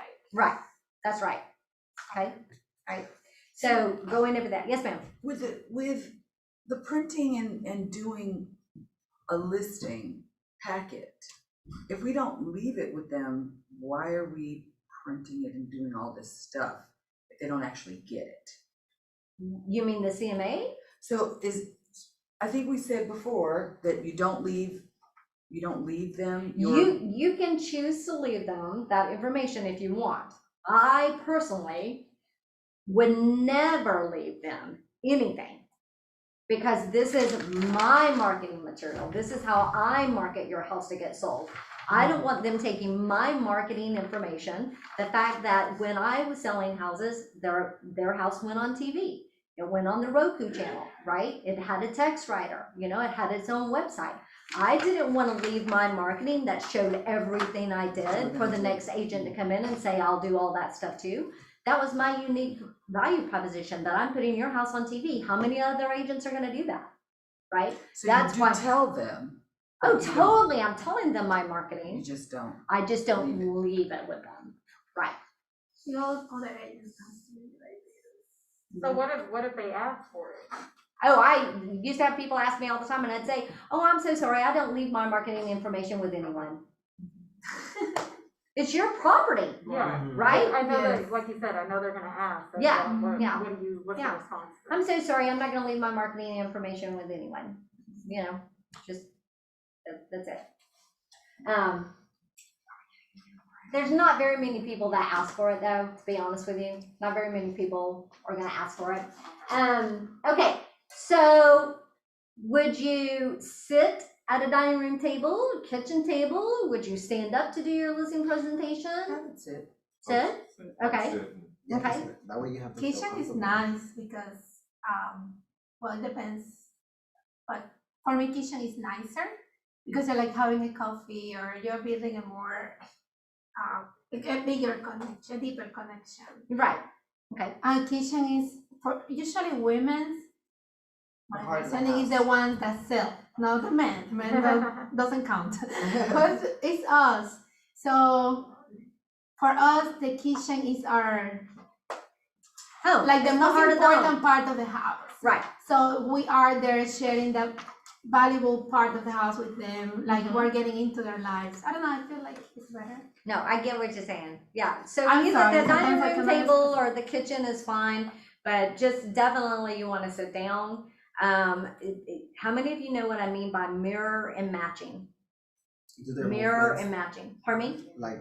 like mirror Body, movement, their body. their body language. Right, right. So if they Tone. ask you for a glass of water and they're drinking water, I'd say yes, right? When they take a sip of water, I'd take a sip of water. You know, it's the mirror matching, you know, always mirror matching, right? Okay. But also that how to say, or that could also be implied. Like, you know what I'm saying? Like, Mhm. what was I was reading a book that it was talking something in regards to that, but it was saying more so of like commanding the person, like how to say, Mhm. like use your words and like say a command without saying a command. Yeah, Oh, dear. totally. You know, Yeah, like, you know, aren't you thirsty? right. Like something to that extent. Exactly. Yeah, Exactly. what was that? I was reading it somewhere. I can't remember where it was. Because it even said to, like, at certain words, you're kind of, Like The telling command. people. It is Yeah. the inflection of your voice, Yeah. right? The inflection of your voice will determine whether it's a command or an ask, okay? And so, and that mirror and matching goes along with the inflection of your voice, right? So if you ever notice when someone's like, our youngest grandson, everything sounds like a question. You know, it's always everything. up at the end. Yes, always up at the end, We right? used to call that Valley Girl. Yeah, that's right, right. So when we use that up at the end, it sounds, but then you can also use that up at the end as a command to get somebody to do what you want them to do, right? Okay, so for example, okay, now Mr. and Mrs. Seller, now that we've gone over the marketing plan, how I'm going to get your house sold and price, and we agree on everything, let's go ahead and get the listing paperwork signed, and I can get the lockbox on the door and the sign in the yard, right? That's a command, right? So that's the listing paperwork that they would sign would be the listing contract Yes, for you? yeah, guys? your exclusive listing agreement, right? And so I would always recommend that if you, this goes back to technology, right? Okay, because I would never leave someone's house without having that listing agreement signed if I wanted the listing. If we agreed that we were going to be able to work with each other and we agreed on price and all that, I would never leave that house without that listing agreement being signed, right? Now, you may be tempted to leave the house and say, I'm gonna send you the documents online to sign. Guess what happens? They're not gonna go It's in. not gonna get signed. It's not gonna get signed. They're gonna change their mind or whatever, or it could be days, right? Okay, and you're wondering, you just waste time. So I always recommend that you have 2 copies of the listing paperwork so that you can sign it right there in front of them. They sign it and then you leave them that copy, okay? Because you've always got to give them every bit of paperwork that they sign, you have to give them a copy of it. Yes, ma'am. I feel like right now, that's like the hardest thing that I'm dealing with is getting people to sign like the contract because I don't know, contracts seem scary. We never had that whole practice.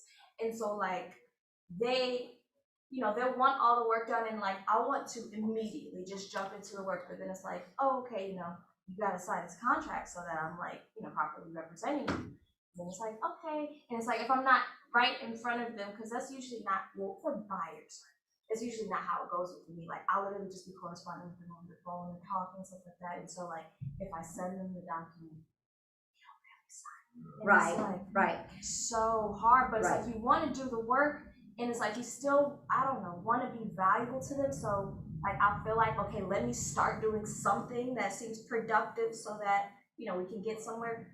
But they haven't signed the contract. Right, and so what you're doing is, I get what you're saying, I get it completely. Yeah. The best way to even work with buyers is to have a buyer consultation with them face to face. It can be Zoom, okay?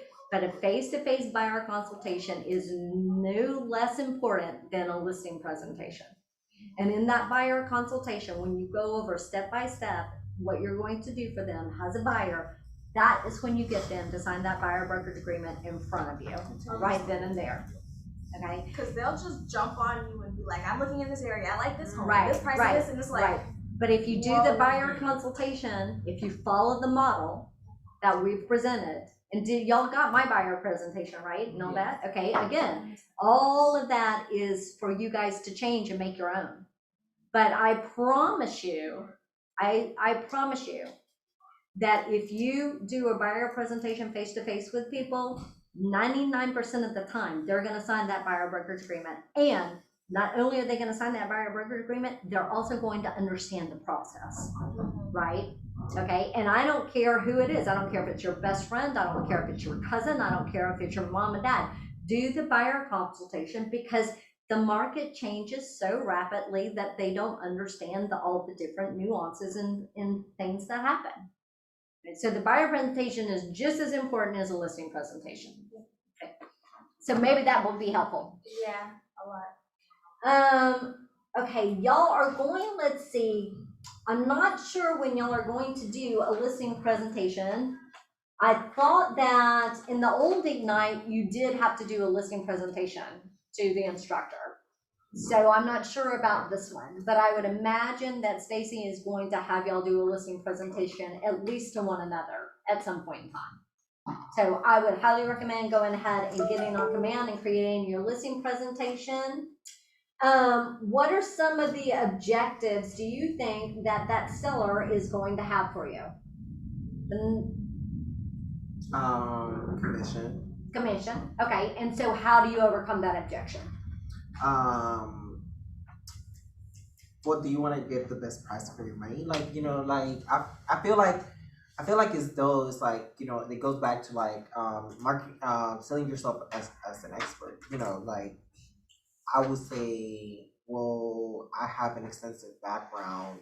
You know, I went through rigorous training and an extensive education process to be in this field. Like, not everybody's qualified to be in this field. And in addition to that, I have a team with 25 plus years of experience. Wouldn't you agree that this will be beneficial in this particular market to get the best amount for your the best money for your for this house? Okay, very good. And then to sum it up, you can say this: Mr. and Mrs. Seller, if I can't negotiate my commission, how do you think I'm going to negotiate on your house to get you the best price possible? Okay, so, you know, and stand firm on what you believe, right? Mm-hmm. And that shows value right there, right? Oh, okay, right? You know, most people think that you are getting this, we get the 6%. Right. Yes. So you do have to break that down, and then there's another way that you can break that down. You can take 6 $1 bills with you. Okay. Have y'all ever heard of this one? I think I did this for you guys once, didn't I? Yes. Okay. You can do that one, but there's also a pie chart in some of the designs that show where the commission goes. Okay, that 50-50, you know, 3% goes to the buyer, and then, you know, 1% goes to the brokerage, 1% goes to your marketing, you know, and then 1% comes to you, right? And then from that 1%, 30% is going to the IRS, right?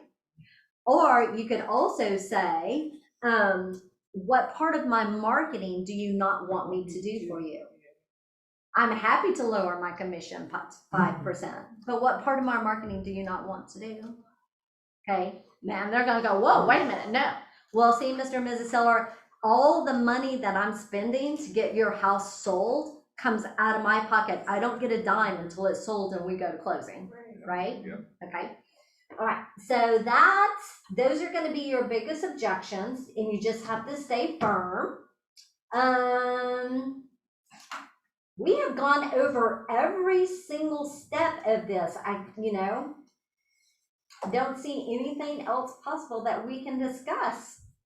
What are y'all's ahas? I thought it was funny when you told them that if I can't negotiate my own commission, how am I gonna negotiate it for you? Because it shows that you know your worth.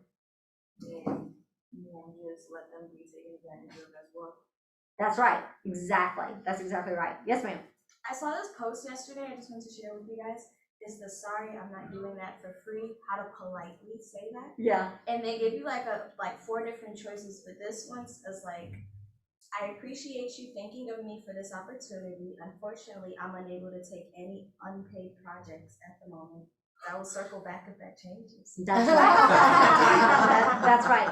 And here's the deal, you guys.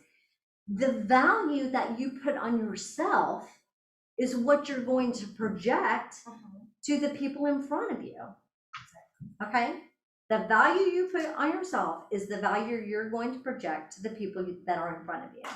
So if I feel I'm worth $500 an hour, I'm worth $500 an hour, right? Yes, ma'am. So how does that work right now with the market that we're in? And okay, because we're supposed to be representing the seller right now, but from a buyer's agent side and seller agents, sometimes wanting to bring our commission down and stuff like that, or only offer us so much. How do you then negotiate a higher, percentage for yourself? Like, I don't know, because it's like, okay, you're talking to a seller or a buyer and talking to them about that, but like another agent who's trying to like low blow you or whatever, like how do you? Oh, you mean like if you're already under contract with somebody, how do you deal with another agent wanting you to lower your commission to get the deal closed? Yeah. Say no. I mean, there are some instances where you may have to have a little bit of wiggle room, especially if it's your fault. Like if it's something went astray because of something that, for example, and this is one of my biggest lessons I ever learned. I had a buyer. This was back in, I think, probably like in 2001. Okay? So I had a buyer. I'd only been licensed 4 years then, right? 4 years. Had a buyer. The house that they were buying was a John William, 500,000. Hardwoods on the main level, and they had been scratched and more, right? And so I wrote in the amendment, it wasn't called amendment to address concerns back then, because that's not how we did things back then. The buyer, when they signed the contract, they didn't have the right to get out, no matter what. Okay. So when I wrote the repair request to the seller, I wrote for seller to polyurethane all the hardwood floors on the main level, right? That's how I wrote it, right? The day before closing, we go in to see the house and do our walkthrough and make sure everything's good. Well, the polyurethane on the floors did not turn out good. You know why? Didn't turn out good? Because the seller did it. But the seller did what I put in the contract. The seller didn't do anything wrong. The seller did what I put in the contract. Now, if I would have said, seller agrees to have a Georgia licensed flooring professional, right? Polyurethane. So we get to closing, and guess what? Guess who ended up paying for those floors to be redone? You did. I did, but it was the right thing to do because it was my mistake. And it was a $3,500 mistake that I never made again. And you would never ever see in another amendment that I did that doesn't say Georgia license, Georgia license, Georgia license, Georgia license, Georgia license on every single thing. Okay, so those are kind of things like sometimes we just have to bite the bullet if we did the wrong thing and do the right thing. But if it's just an agent trying to make you lower your commission for a home warranty or something like that, you can just say, you know? Or you could always ask the question, were you lowering your commission? Right? Okay, yes, ma'am. But I think what she's talking about, because I have seen it on some listings, they are giving the selling agent, say, 2.5%. Yeah, And they're getting 3.5%. yeah, They're posting it at a lower commission rate for the selling agent. Yeah, yeah, just with the whole seller's Yeah. market, so, you know, trying to get them as much money, but Yeah. it's like, and unfortunately, there's really nothing that you can do about that except for have your buyer on your buyer brokerage agreement state that they're going to pay the additional to have you do the 3%. Because remember, if the other agent and the other brokerage, the listing agreement is with the agent and is with the seller and the brokerage, right? So they've already came to that agreement that the listing agent is going to get 6%, but the selling agent's only gonna get 2.5, and the listing agent's gonna get the other 3.5, right? So, and that's why it says that in FMLS. I will say one other thing too, and this is very important. When y'all are taking out a buyer, right, and you've already gotten all the FMLS, so you've gotten the houses down that you're gonna look at, right? Print out every single one of those sheets and put it in a folder for yourself. Because agents will go back in there and they will change that commission. Yeah, I do that. Okay, so if you've got the original one in there, then you can prove it. If you don't have the original, you won't be able to prove it. I do. Okay. Anything else? Any ahas that y'all want to go over? Any questions you want to ask? All right, y'all are good to go. Don't forget your daily 10. Yes, Alan. A question has something to do with the class we're doing today, somewhat. So I'm working with a buyer, and the other houses say as is, and then some come with seller's disclosure, and some do come with a seller's disclosure. So let's say it comes, if they don't have either, I tell the buyer, I wouldn't just put a 10-foot wall. Then there's some that comes with a self disclosure where things seem to be okay. So the question is, with a home, on a sale like that, does a home warranty cover that? If they buy a house as is and there is a seller's disclosure? Well, the home warranty company is never going to ask for the seller's disclosure. Okay. Okay, the home warranty company is going on good faith that y'all have done an inspection and that things are in good working order. However, that doesn't mean that the HVAC system, you did the inspection today, everything is great, and a week later after closing, the HVAC breaks down, right? We can't predict the future. So the only thing that you can do is just recommend a home warranty for every buyer. And it just like Hope said at the team meeting this morning, it protects you as well. Okay, so yes, ma'am. And the thing to do when you're working with the buyer, I found, is to go ahead when they're talking about how much money they need to close, include the homeowner's warranty in that figure so that they're already prepared for it. Don't come back later and say, oh, well, you need to get a home warranty, and that's another $400, $500. You need to have that figure in when you're figuring out the amount of money they're going to need for down payment and prepaids, etc. Include that number in there and show them where you've included that number in there so that they can go ahead and get that. Prepare them for it at the very beginning, not wait at the tail end, because usually at the tail end it's like, well, I don't have another $500 or whatever the case may be, and I'll wait. And then you have the situation she talked about this morning, you wait and something goes wrong. Right. And you can't do anything about it. Right. So the home warranty companies, they're just going on good faith that things are in decent working order before you take.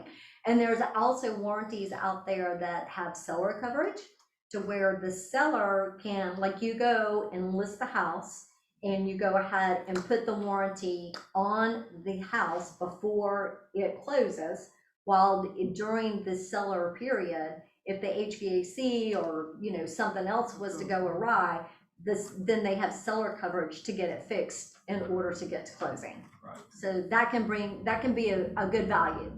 Okay, and then they don't pay for it. The seller doesn't pay a dime for it until closing. Okay, but it can be very helpful. and help deter some expenses that may take place during the. And tell them to read it. I know they hate to read things, but, you know, people just assume I have a home warranty and everything's covered, not true. No. I have a home warranty, and the other day when I was planning on coming here to class, and my garage door went up this high and just slammed back down, and I couldn't get out. My home warranty didn't cover it. They covered the garage door opener, but they didn't cover the door parts. And that was a door part, and they didn't cover it, so that was $400. Wow. Yeah, so and there's also a service fee associated with most home warranties. Yes. Okay, and so they have to know that too. And a lot of times, and they're not supposed to call anyone other than the warranty company. Like, you know, they're not supposed to call their own private plumber. They're supposed to call their warranty company, and the warranty company will bring everything out too as well. Yeah. So, and do your research on warranty companies. I mean, we have several that are our vendors, so research them. All of them are different. You know, some of them cover other things that others don't cover. Yeah. Quick question Yes, about ma'am. my open house for tomorrow, which is strictly for agents. And she and I were talking. I was told that 3 to 6 would be a good time to do it, and doesn't sound like that's really a good time to do it. Is it, 2 questions. Is it too late to change my time for my open house? And should I just, is that time okay? And if not, should I change it? Because it's only for agents, brokers. Okay, well, what makes you feel like the 3 to 6 is not a good time? Traffic. Okay, and where is it? Douglasville. I've only blasted here. I sent it out to all Keller Williams, all of Rawls Group, and I posted it. I'm about to do a new post to the groups that I'm in on Facebook. I wouldn't change it at this later date. Okay. Yeah, I wouldn't change it at this later date. And are you doing a giveaway or anything? Sure. Well, that is a really good way to get people involved and get agents to come. Typically, like you can do something like, you know, bottles of wine, right? Okay, For the first 10 agents that come through, you'll be able to choose between a red and a white, right? And give them a bottle of wine. You can go buy 2 buck chuck or whatever you want. You know, it doesn't have to be expensive. You can say the first 10 agents that come, you'll receive a $25 gift certificate, or you can create some type of drawing, right, for agents, you know, that, you know, there's a $100 gift certificate I'm giving away for all the agents, and I dented their card. And then the other thing that you really want to do is make sure that you have a feedback sheet for agents to fill out, you know, and on that feedback sheet, it should say, what do you think about price? You know, is it too high? What do you think this will sell at, right? You know, what do you think about the exterior? How's the interior? You know, how's the colors? You know, just anything that you can think of to put on that sheet to give your seller back that feedback. And price is going to be number 1 for this person. But if this guy is refusing to listen to you, you might want to rethink how much money you're spending on trying to set this place. Heard. Okay. Yes. All right. Thank you. Thanks, Coach. All right, y'all good? Thank you. Thank you. Y'all have a good one. Yes, ma'am. On my assessment, I know we remember, It's been a long time ago. and I don't go out of your head, I don't remember. Yeah. You want to take a new one, or you just want to go back over that? Has old anyone used designs in It's Command? I mean, or, Yeah. mine has a J. Yeah, Yeah. so I was just. What do you need? Okay. Do you Will need help send me finding a quick something? email and then I need we help can- putting we it can together because I go don't over that? know. Okay. Wait, Yeah. what's the back first? Okay.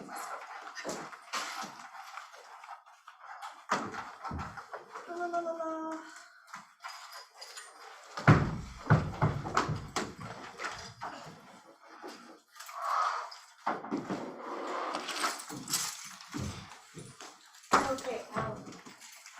so my thing is that, I've been dealing with a bunch of renters.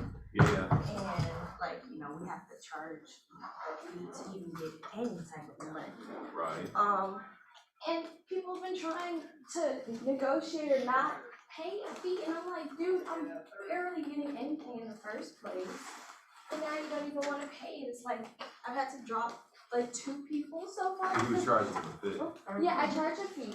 Okay. And it's like, okay, because say it's somebody who's looking for like an apartment for $1,500. Right. And you're only getting 10% of first month's rent or a co-op fee So from it's them. yeah, $150. Yeah. And then Keller takes 30% right now 164, whatever it is. Right. Yeah.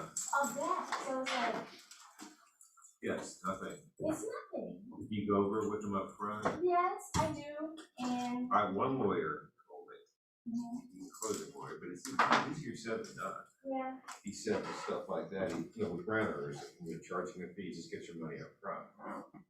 Get your money up front when they sign the agreement. Well, yeah, that's a good idea.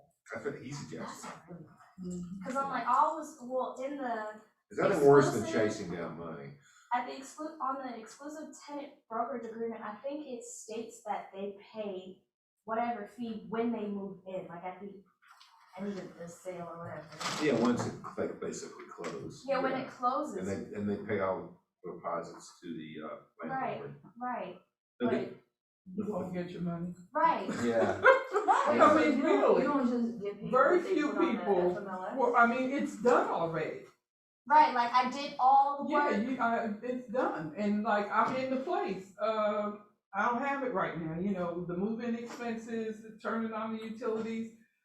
So you have to. Well, yeah, this lawyer says if you're gonna do that, get some type of money up front. We're gonna do it up front. All right, so let's say you gotta have $500 to make it worth your while.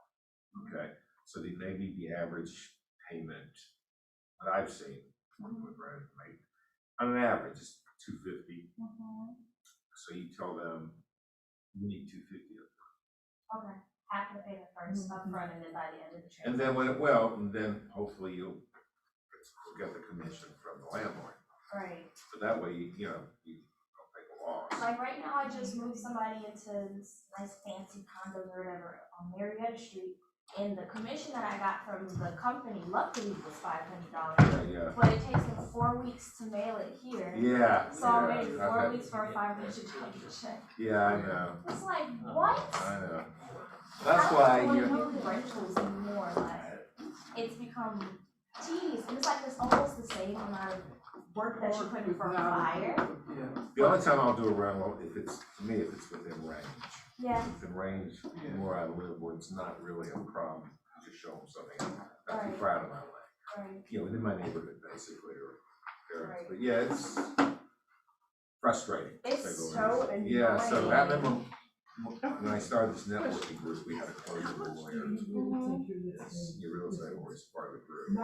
Except for rentals. He used to take some money up front. Yeah. Because I'm like, I know the amount of work that I have to do. I don't feel like I I'm know straight enough. into the Sure. work, like, I'm really like, eager to help them. Looking at it But it's like, from okay, y'all not knowing. have to pay my feet, like, literally. He's Well, like I say, you gotta have $500, okay? That's a lot, Let's say the average I would rental think that you're showing because it's a 3-3. is $250. It's a 3-3 and it does have a lot of space. Right, I'm just playing with the number. It's 4,200 square feet, so he's actually priced it, the price is not crazy for the square footage, it's really not. You pay $500. And it's almost a whole acre. Now, I And, knew a family, with young couples. I'd say like 380 most, 380.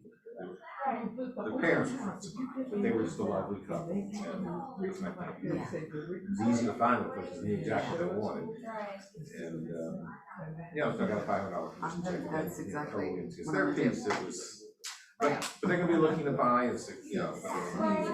Right, it's Because like she said, it doesn't. And each one is different, each one is So I different. have a situation where I Right. have a renting, And it may happen, I don't think that it won't ever sell it, or, you know, right. And Well, for there me is a part in to, the- I'm also very, like, I wanna analyze and It learn says so you've much got to stuff, have and then some- put it into place. I Or walked like, in, or- like, I I'm on put the it in my phone walking special in with my stipulation, license, like a and he's little like, yeah, you can section sell my in the house, I'm like, exclusive. I don't have one. okay, I don't know. Well, but And you even could- with this okay, buyer, so- like I have a buyer now, who hasn't signed anything with me yet. It's a friend of a friend, a family member of a friend. And I'm like, okay, so he needs to meet right now. He wants to close in 2 weeks or whatever it is. So I'm like, well, I gotta learn this stuff. Like, what do I do? What do I do? What do I do? I was literally driving in Well, in the Nashville agreement, when I got this. it'll say what And- you have to, Yeah, okay. I'm So just- I usually put $500. Yeah, it's like a dollar amount or percentage. 4%, so. and that's what I'm $1 doing. amount. That's, I started doing that this week, and I'm putting in an offer now. It's a backup offer, which is probably like fourth in line or I'm pretty something sure like it's that, but I $1 still wanna do it for several reasons. He Yeah. asked me to. And, what it says is they're supposed to I sign need an the initial practice that of writing if you these don't up get them, and let's say you figuring only out got what to do. 150. So let me ask you this, Commission that with- they're supposed to I'm pay gonna the other. do, Right. a feedback Right, sheet. like, Should I get some Ah. Keller How was Williams, it? Very good. Everybody Keller ready to Williams, do a listing presentation? what do you Yes. call it? Did you, Logo paper. And just print out Yeah, on A little it. bit. a little bit, yeah. Yeah. I What I'm found the asking- listing presentation, the templates on there to make one. right, Yeah, the one she printed